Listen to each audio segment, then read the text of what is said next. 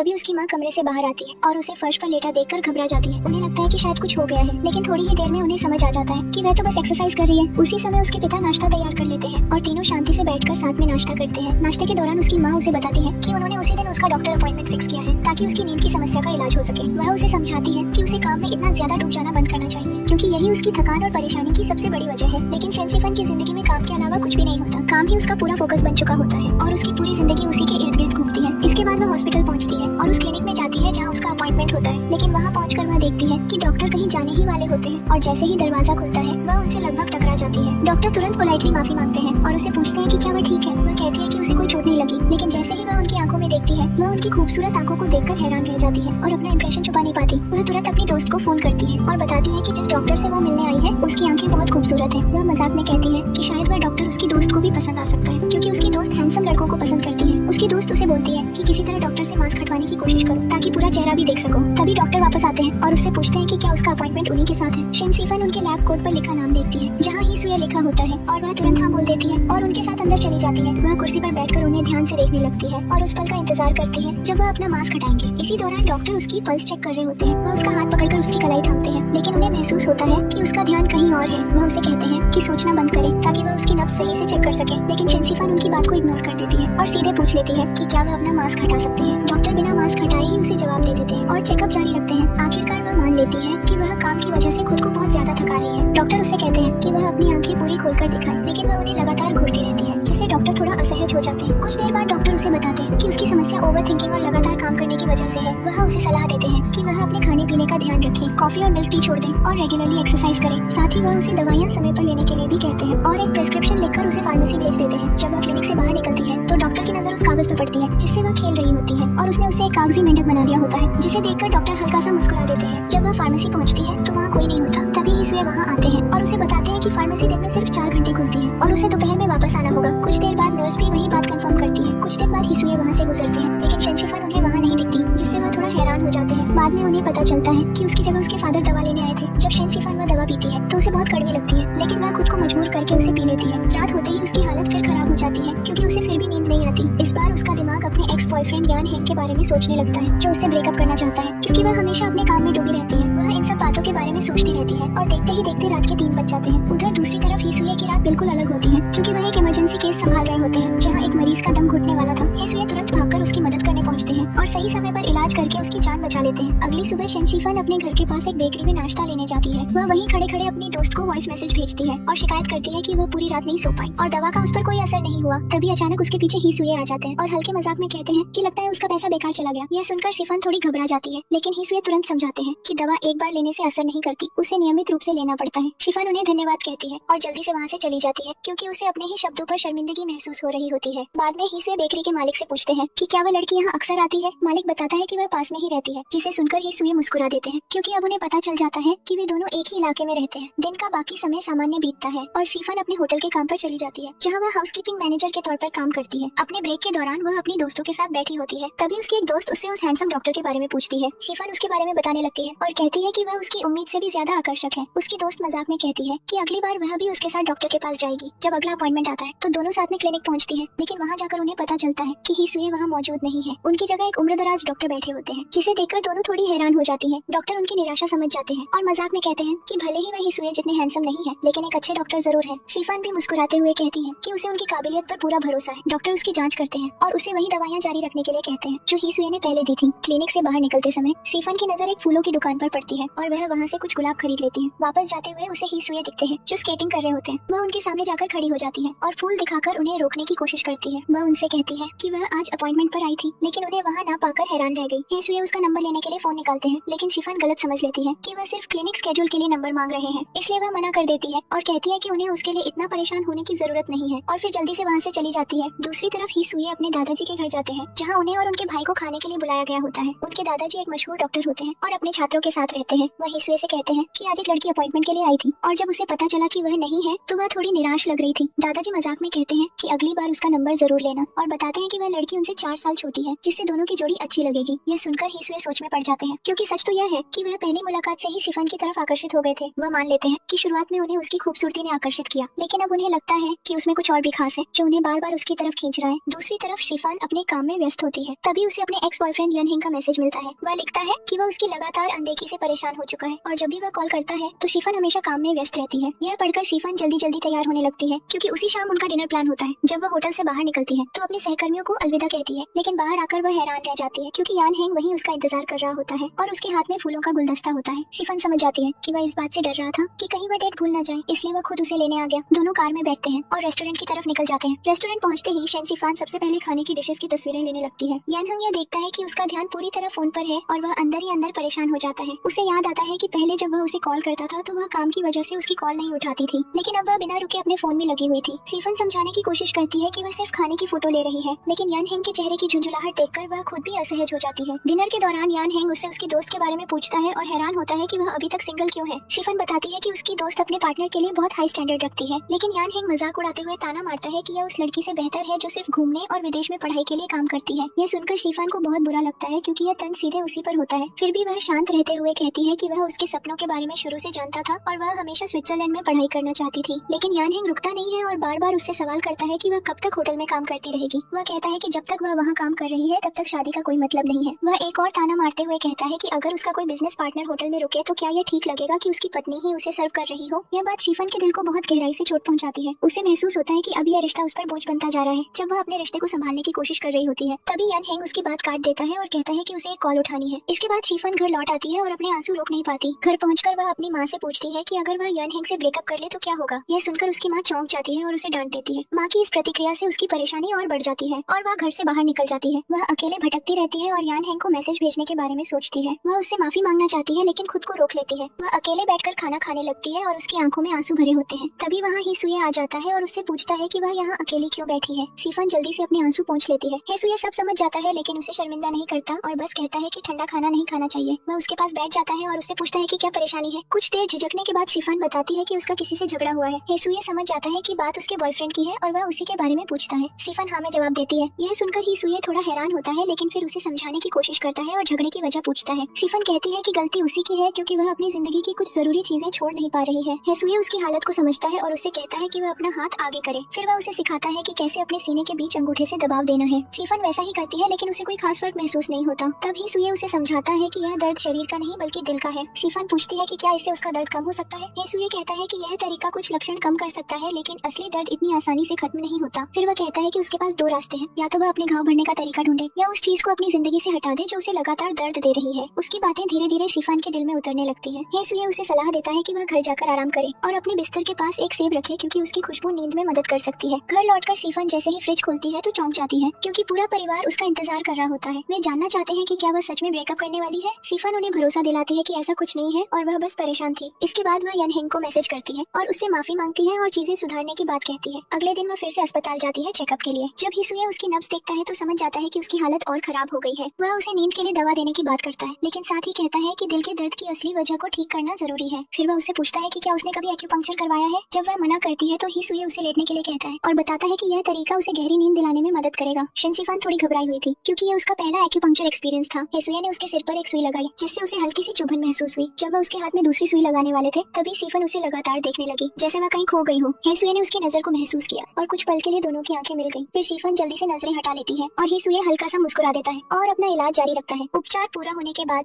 वह पर्दा खींच देता है ताकि उसे प्राइवेसी मिल सके और एक टाइमर सेट कर देता है। अपने डेस्क पर बैठते ही उसे वही कागज का छोटा मेंढक दिखता है जो शिफान ने बनाया था और उसे देखकर वह मुस्कुरा देता है। उधर शिफान लंबे समय से चली आ रही इंसोम्निया के बाद गहरी नींद में चली जाती है। समय पूरा होने पर हिसुए धीरे धीरे सारी सुइयां निकाल देता है। जब शिफान जागती है तो वह उसे एक खुशबूदार जड़ी बूटी की पोटली देता है और बताता है कि यह उसकी नींद में मदद करेगी। शिफान उसकी खुशबू सूंघती है और उसे वह बहुत सुकून देने वाली लगती है। उसी समय हिसुए सोच रहा होता है कि अब वह उसका नंबर मांग लेगा, लेकिन उससे पहले ही शिफान पूछ लेती है कि इन जड़ी बूटियों की कीमत कितनी है। हिसुए कहता है कि यह उसकी तरफ से एक तोहफा है। शिफान उसे धन्यवाद कहती है और वहाँ से चली जाती है। उस दिन इलाज के बाद शिफान को पूरे दिन एक अजीब सा सुकून महसूस होता है, लेकिन शाम को उसे यान हेंग का फोन आता है और काफी सोचने के बाद वह कहता है कि वह ब्रेकअप करना चाहता है। यह सुनकर शिफान टूट जाती है। वह बार बार उसे कॉल करती है लेकिन वह हर बार कॉल काट देता है। वह वहीं बैठकर रोने लगती है और मैसेज लिखने की कोशिश करती है लेकिन कुछ भी सही से लिख नहीं पाती। वह खुद को संभालने के लिए एक कागज उठाकर उसे मोड़ने लगती है लेकिन उसका दिमाग पूरी तरह खाली हो चुका होता है। घर लौटते समय हिसुए उसे देख लेता है और उसके चेहरे से समझ जाता है कि वह बहुत परेशान है। उसे अंदाजा हो जाता है कि शायद उसके बॉयफ्रेंड ने उसे फिर से दुख दिया है। इसी बीच शिफान अपने फोन में देखती है कि उसका एक्स सोशल मीडिया पर एक्टिव है और उसने उसे अभी तक रिमूव भी नहीं किया है। अगले दिन शिफान काम पर जाती है लेकिन वह बहुत थकी हुई लग रही होती है। उसकी दोस्त दोस्त शुशांग्या उसकी हालत देखकर उसे आराम करने की सलाह देती है। दूसरी तरफ हिसुए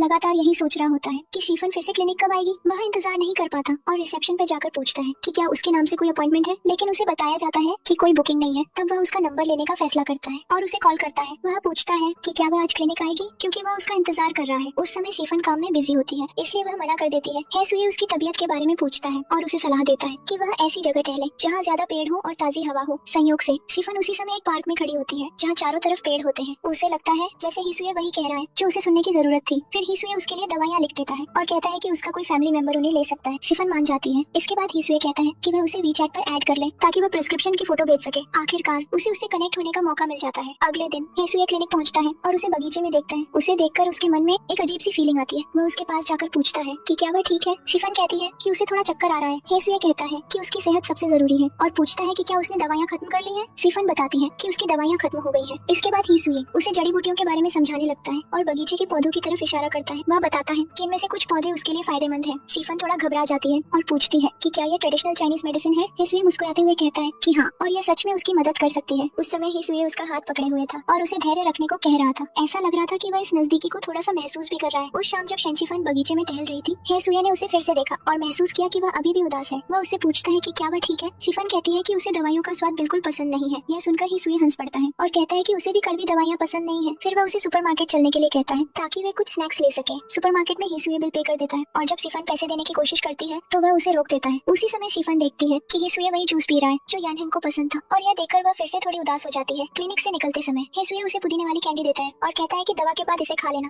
ताकि कड़वाहट कम हो जाए। सीफन उसे धन्यवाद कहती है और दोनों एक दूसरे को अलविदा कह देते हैं। अगले दिन बारिश हो रही होती है। हिसुए भीगने से बचने के लिए दौड़ रहा होता है। तभी उसे सीफन अपनी तरफ आती दिखती है। उसके हाथ में एक गुलाब और एक छाता होता है। वह थोड़ा शर्माते हुए उसे छाता दे देती है और दोनों एक ही छाते के नीचे साथ चलने लगते हैं। वह पल काफी रोमांटिक और सुकून भरा होता है। क्लिनिक पहुंचकर सीफन अपॉइंटमेंट लेने जाती है, लेकिन वहाँ बहुत ज्यादा भीड़ देखकर हैरान रह जाती है। नर्स बताती है और इसी के साथ ये पार्ट यही खत्म होता है। इसके आगे हम देखेंगे अगले पार्ट में। तब तक चैनल को सब्सक्राइब करके बेल आइकन ऑन कर लीजिए।